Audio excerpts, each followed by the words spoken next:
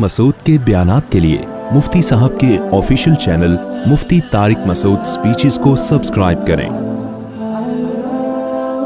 हदीस की में ये चल रहा था कि रसूलुल्लाह सल्लल्लाहु अलैहि वसल्लम ने फरमाया, जिब्रील ने पूछा एहसान क्या है, आप सल्लल्लाहु अलैहि वसल्लम ने फरमाया अन तअबुदल्लाह कअन्नका तराहु फइल्लम तकुन तराहु फइन्नहु यराक। अल्लाह की ऐसे इबादत करो जैसे तुम अल्लाह को देख रहे हो। अल्लाह को तुम नहीं देख रहे तो अल्लाह तो तुम्हें बहरहाल देख रहा है। तो ये एहसान है, यानी इस्लाम पर भी अमल और ईमान पर भी अमल हो गया, तो अब उसको दर्जा एहसान तक पहुँचाना है। तो एहसान तक पहुँचाने का तरीका क्या बयान किया कि ये इस्तेज़ार हो कि अल्लाह हमें देख रहा है। और फिर उसके बाद क़यामत की अलामात का पूछा गया, इसलिए कि पैगंबर की जो बासत का मकसद था एहसान कैफियत और कमियत के लिहाज से हज़रत ईसा के दौर में पूरा होगा, तो उसके बाद अब क्या रह गई, क़यामत रह गई। ये इसमें आपस में मुनासबत है। दूसरी बात ये कि ये जो हदीस है जिसमें आप सल्लल्लाहु अलैहि वसल्लम ने फरमाया तुम अल्लाह की ऐसे इबादत करो जैसे तुम उसको देख रहे हो, अगर तुम नहीं देख रहे हो तो वो तो तुम्हें देख रहा है। इसका आमतौर पर लोग मतलब ये बयान करते हैं कि यूँ इबादत करो जैसे तुम अल्लाह को देख रहे हो। अगर ये तसव्वुर नहीं कर सकते तो फिर ये कर लो कि अल्लाह तुम्हें देख रहा है। तो ये मतलब नहीं है हदीस का, समझ रहे हो?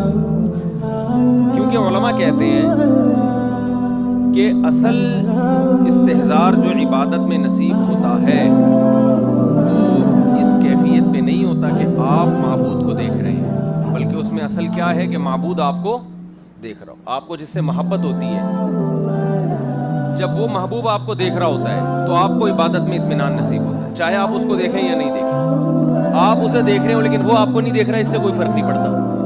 इसकी मैं बयानात में एक मिसाल देता हूँ लोगों को कि आपको किसी से इश्क है, मुआशका है, आप महबूबा से मिलने के लिए गए, उसकी गली में पिट रहे हैं आप, और तो ऐसे मौके पे महबूब की मार किशमिश की तरह होती है, ज़रबुल हबीबी ज़बीब, कि भाई जिसके लिए पिट रहे हैं वो हमें क्या है, वो देख रही है या देख रहा है। तो इससे इंसान को कुर्बानी देने में लुत्फ आता है कि यार जिसके खातिर कुर्बानी दी जा रही है वो हमें उसको पता है कि क्या हो रहा है।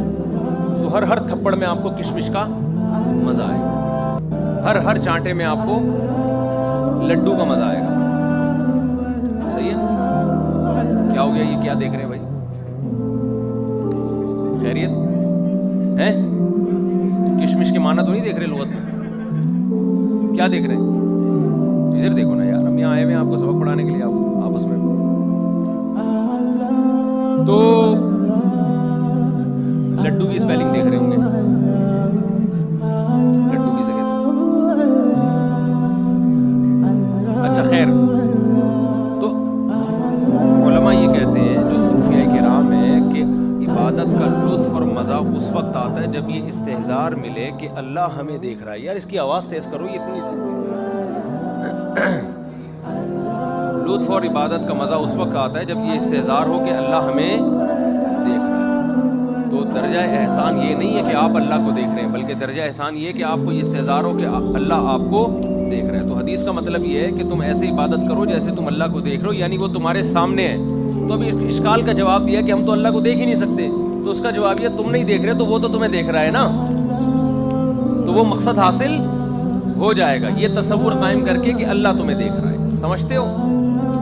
आगे इरशाद फरमाया क़ाल फ़अख़बिरनी अनिस्साअ, क़यामत की इत्तला दीजिए। क़ाल मल मस्ऊलु अन्हा बिअअलम मिनस्साइल, जिससे सवाल पूछा जा रहा है वो पूछने वाले से ज़्यादा नहीं जानता। क़यामत की तारीख़ का इल्म अल्लाह ने किसी वली, किसी फरिश्ते, किसी पैगम्बर को भी नहीं दिया।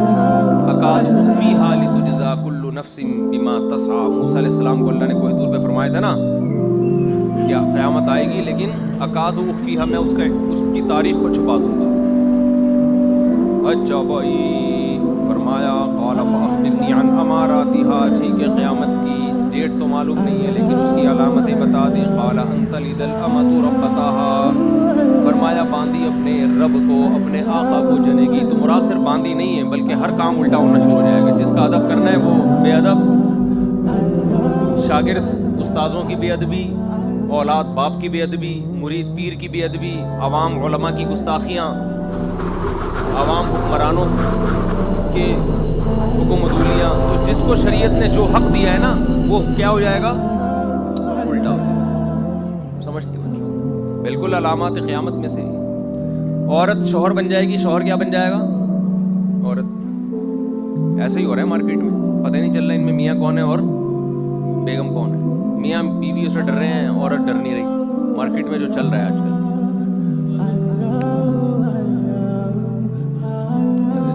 پتہ نہیں کیا کہہ رہے ہیں, پوچھ کے بتا دینا کیا کہہ رہے ہیں. ریکارڈ کر لینا, پھر اس کا ترجمہ کر کے مجھے بتا دینا.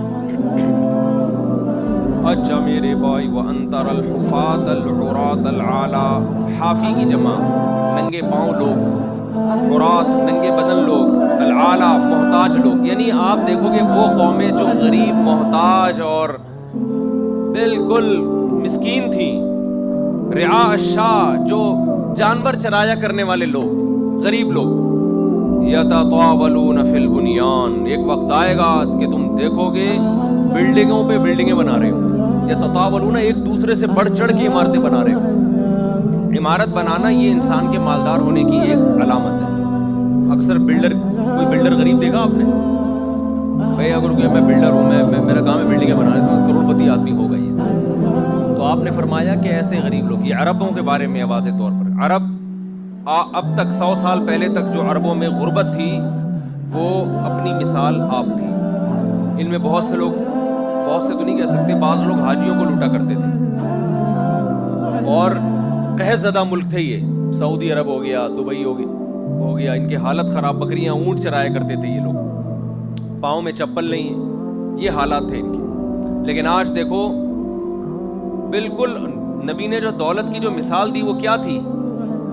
ایک دوسرے سے بڑھ چڑھ کر عمارتیں. تو آپ یو اے ای میں جا کے دیکھ لو, دنیا کی بلند ترین عمارتیں تیار ہو رہی ہیں. سمجھتا نہیں ہے نا بات, جب پڑھے گا نہیں رات کو تو سمجھے گا کیسے بات. اچھا بھائی, قال ثم انطلق, یعنی معاملہ الٹا ہو جائے گا. غریب امیر اور امیر لوگ غریب. یہ تو نہیں کہا کہ امیر لوگ غریب ہو جائیں گے, بس غریب امیر ہو جائیں گے.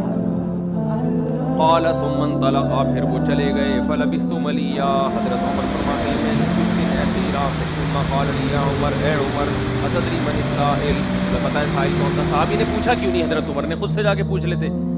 صحابہ کرام رسول اللہ صلی اللہ علیہ وسلم سے سوال پوچھتے ہوئے خوفزدہ ہوتے تھے کہ کہیں غیر ضروری سوال نہ ہو جائے.